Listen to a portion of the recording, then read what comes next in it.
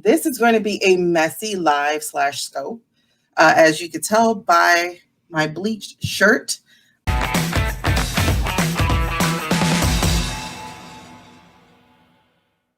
And the title of today's live is Your Story is Not About You, Boo. All right, so I already know that I'm going to cry a little bit because I've been feeling a certain kind of way over these last days. So I already know that's going to be part of it. And so I really want to tell you why it is so important that you actually start sharing your story, no matter how messy it is where you are, no matter how powerless you think your story might reveal you to be, because the truth is there is power in your story and there is purpose in your story. And it is really important that you start getting that out there. Okay, so during my cupcakes meeting, I host a weekly game and conversation night with a bunch of ladies. We've gotten really close over the last, oh God, I don't even know how long we've been doing this now. It's been since April that we've been doing some cupcakes meetings. And so we were talking about how it felt to be Black in this space. And not from the point of view of, oh my gosh, racism and all this stuff, not necessarily from that point, but from what it was like growing up being Black in this space. And when we were talking about that, a story, see, I'm already feeling it. A story came out about how I did not like my Blackness. And I didn't realize necessarily that I didn't care for my Blackness. All I knew was I didn't see me in the media. I didn't see me on TV. I didn't see me in books. I didn't see me in art. I didn't see me anywhere.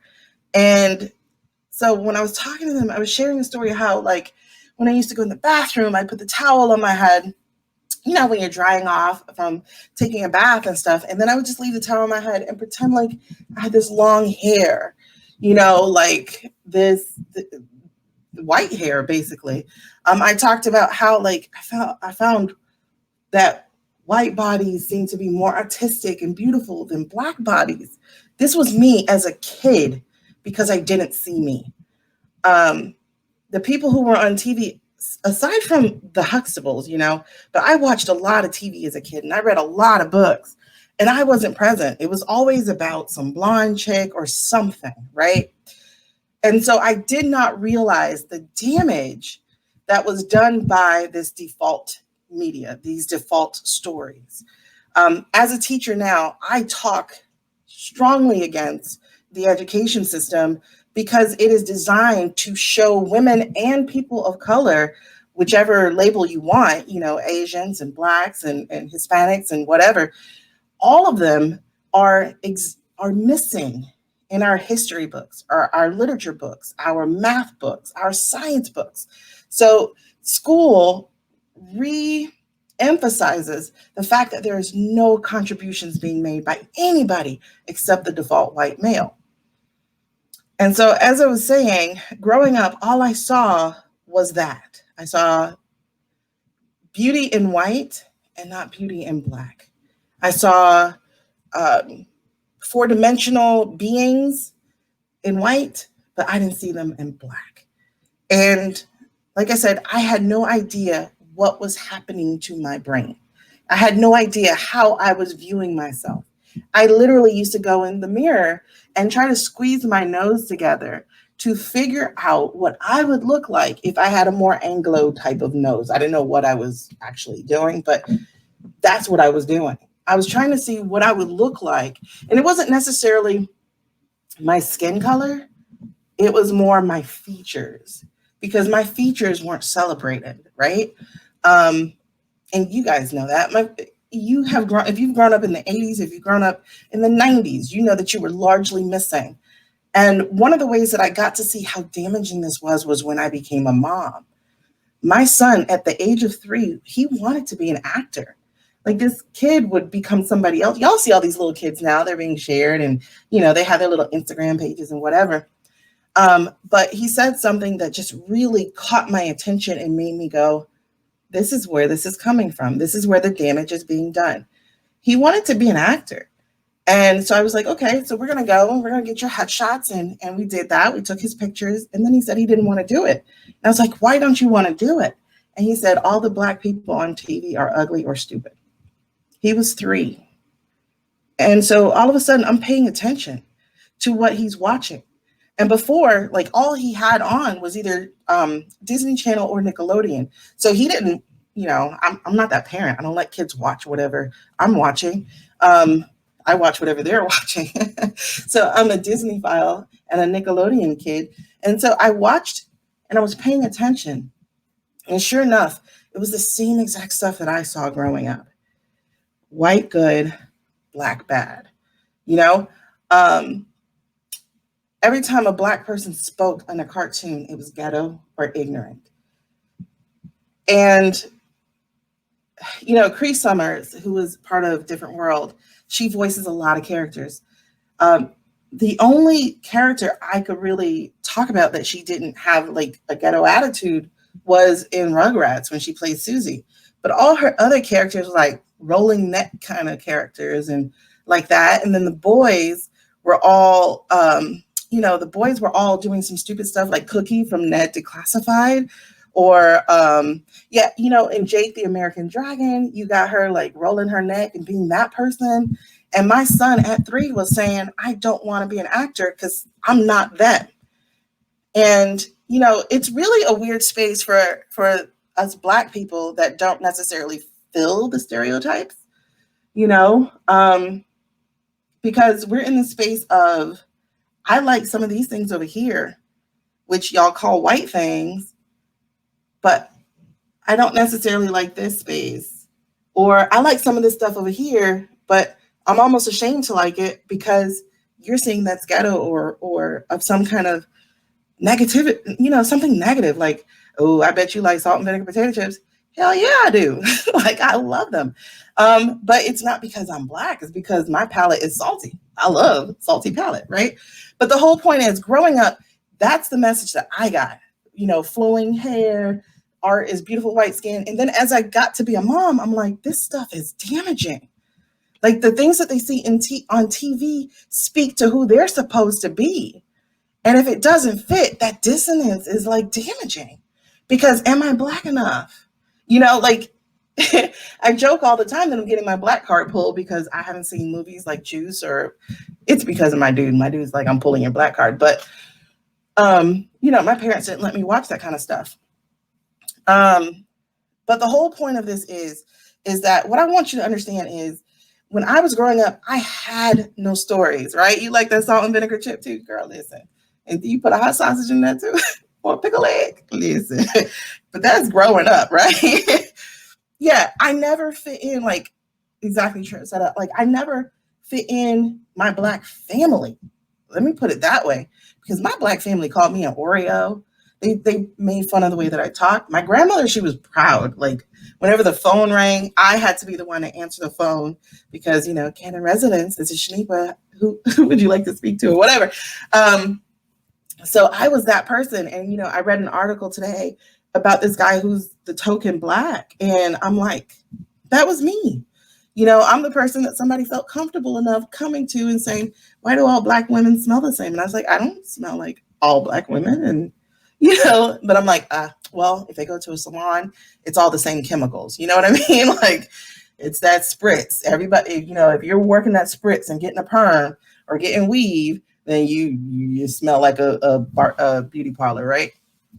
But the fact again is, I didn't see my stories, and I didn't see, a diverse set of Black people. I only saw one type of Black people, person being displayed on TV or on the news or in the magazines or in music or on the movies or, like all these different places, reaffirming that I don't fit anywhere.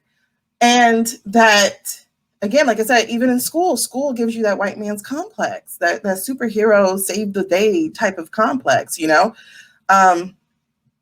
and so, yeah, that article was really good. But the whole point, again, is I didn't see me. And my son didn't see himself.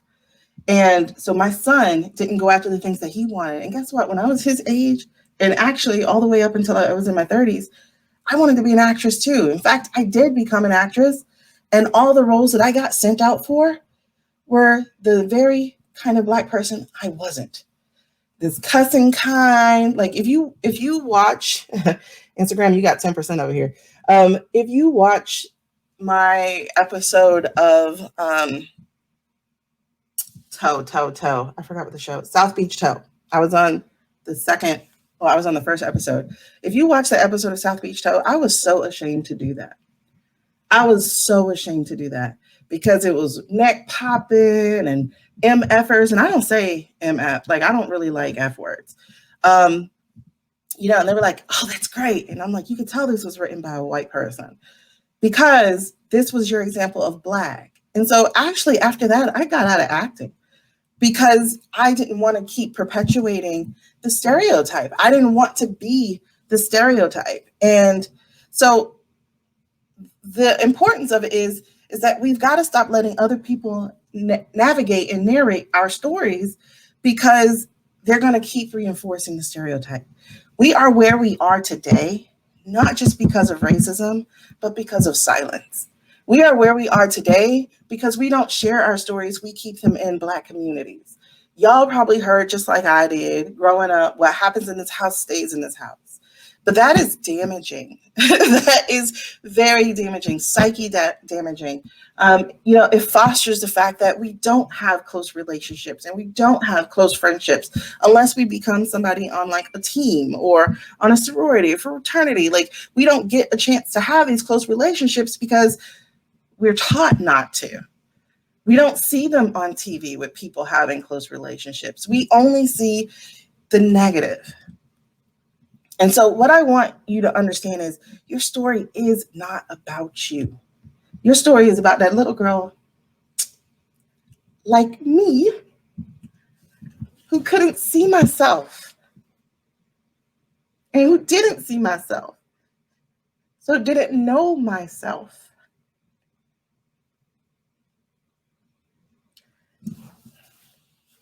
Sorry.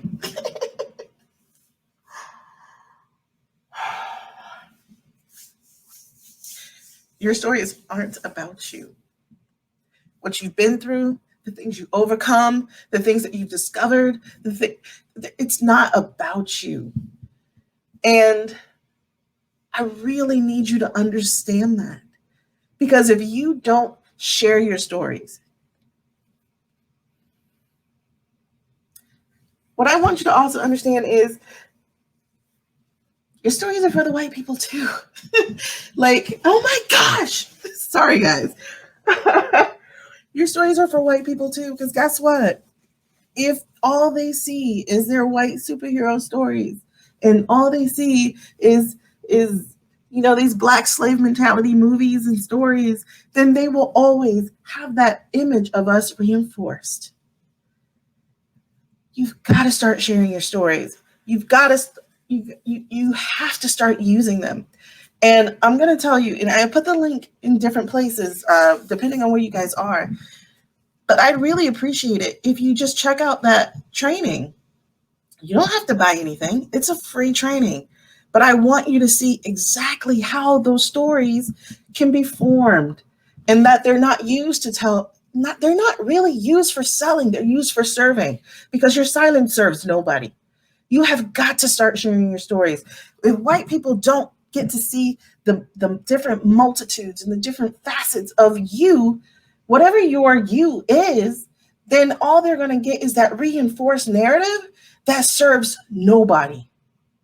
We can't defeat racism in silence. We can't defeat racism with violence. We can only defeat racism with stories.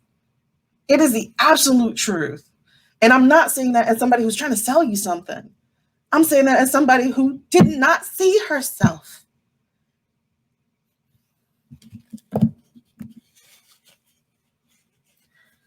So it's not about you. It's not about your shame. It's not about your pain.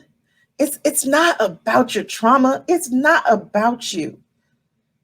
And the more you stay silent, the more you hold on to that, the more you don't help the people you are assigned to help. Period.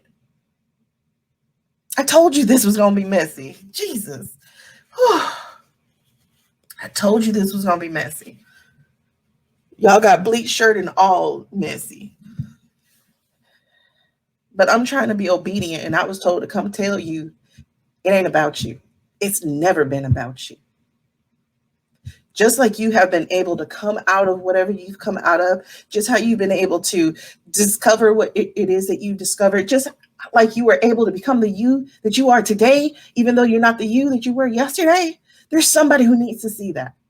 Whether you're on a stage or writing the story in a page or showing up on social media yourself, it's not about you. So I really want to invite you to my training.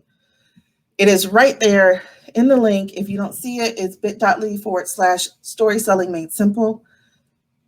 Because you have got to learn that. Think about it. Can you name your favorite book? Can you name your favorite author? Can you remember a story somebody told you that made a great impact on your life? Can you name your favorite speech? Can you name your favorite speaker? You can, because they told a story. And that story was a connection for you to see yourself in them. That is the power of story. It is about connection. It's about being an example. You can't serve in silence. You can't. And if you're an entrepreneur, then chances are you have got something for somebody to help them get through another stage of their life so that they can come out of their dark place. You know, when I was on that live with my ladies, my cupcakes, and I recalled that story of me standing in front of the mirror and pretending like I had long hair with my towel. I hurt so deeply for that little girl. So I'm speaking for her, and I need you to speak for you.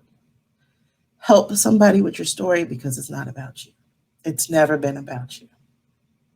So I hope you go ahead and you do go to the link in the bio or, click the link or whatever it is. Go find my training and learn how to tell your story so that you and listen, it's not a fluffy stuff training. It is a legit training. Like, it's not one of those and learn the next phase. It's not one of them. You get everything because I don't hold back. You get everything, all 8 steps to telling a story, and you can walk away with it and you can do what you need to do with it, because the invitation I have at the end is only for people who are ready to elevate. And that's something completely different.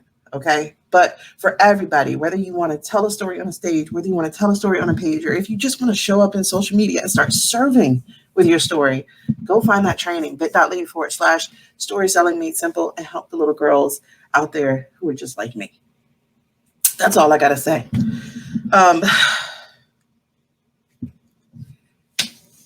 Start sharing your stories. And that's that. All right. Hope God feels like I did a good job. Bye.